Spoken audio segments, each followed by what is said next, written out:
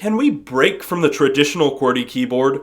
I'm Taylor Martin, this is Pocketnow, and this is the 8-pin keyboard that I used for about a week and a half.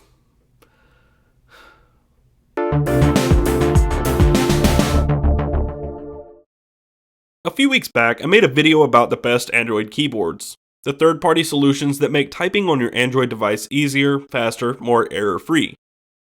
Towards the end of that video, I mentioned two non-traditional software keyboards, 8-pin and Minuum. The creators of both 8-pin and Minuum asked approximately the same question before jumping into their endeavors. How can we make typing on smaller devices better? The answer to that question was quite different from each firm, but both are quite radically different from anything widely used today. Minuum effectively squeezes a standard QWERTY layout down into a single staggered row of letters and eliminates the need for utter accuracy. 8-pin, with letters arranged in quadrants around a center circle, is an entirely different and unique concept in itself, one that stems from the natural flow and ease of handwriting. I first saw 8-pin in November 2010, and the media swooned over the possibility of a solution to the inaccurate and frustrating ways of mobile typing. I immediately bought the keyboard and installed it. I used 8-pin for a few days. Then everyone seemed to have uninstalled 8-pin and moved on, a little bitter inside knowing in its current form 8-pin was not the answer. But before making the keyboard video, I noticed the company had released an update to the Play Store. The keyboard UI looked nicer, more refined, and it sported a new layout, one with more finite science behind it. After shooting and publishing the video, I thought to myself, could these non-traditional keyboards ever be any more efficient than your standard QWERTY? Could you actually use one of them for an amount of time and become as fast and as efficient with them as you are with your QWERTY? Something we've all been using our entire lives. Since Minuum isn't publicly available yet, I enabled 8-pin and dedicated an entire week to using the keyboard. To be frank, the first few hours are the worst. I sat on my couch practically typing one letter at a time, studying the keyboard and memorizing the layout of the letters by force. Swipe out from the center to the right, drag up to the left and back into the center for letter A. Swipe down from the center, drag left and cross two quadrant lines, and go back to the center for letter L. I know, it sounds complicated, and it isn't exactly straightforward. Typing simple letters is actually pretty difficult at first. Learning to form words is the next step, and typing entire sentences and paragraphs comes last. Through muscle memory, you begin to learn the loops, and they slowly become more natural. I started typing with 8-pin on Thursday evening. By Sunday, I was typing relatively quickly with 8-pin. In fact, by Monday, I had nearly reached the point of being able to type without paying too much attention to the keyboard. Sure, just like with swipe or other keyboards with gesture input, I still have to constantly glance at what I'm typing. But after just a few days of dedicating myself to 8-pin, I was able to type with minimal effort. Learning how to take advantage of word suggestions is the key, and still something I'm struggling with.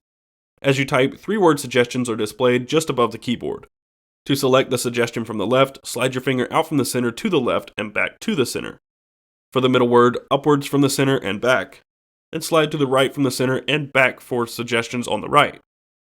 Making use of the suggestion certainly moves things along more quickly. But while I've been able to forcefully memorize the keyboard, typing with 8-pin still suffers from 3 significant flaws. The distance your finger has to travel to type a single letter, no capitalization key, and no word prediction. The lack of a capitalization key may sound like some silly oversight, but this was done purposefully by the developers. To capitalize a letter, you must drag out from the center and make a full circle in the direction of the letter you want, then choose the letter as you normally would, which sounds really confusing. This gets me to my other point. Just to capitalize, you have to drag your finger around the keyboard at least once. For letters towards the outside, you must drag your finger around twice, or 1.5 turns. It's a bit much just to capitalize a letter.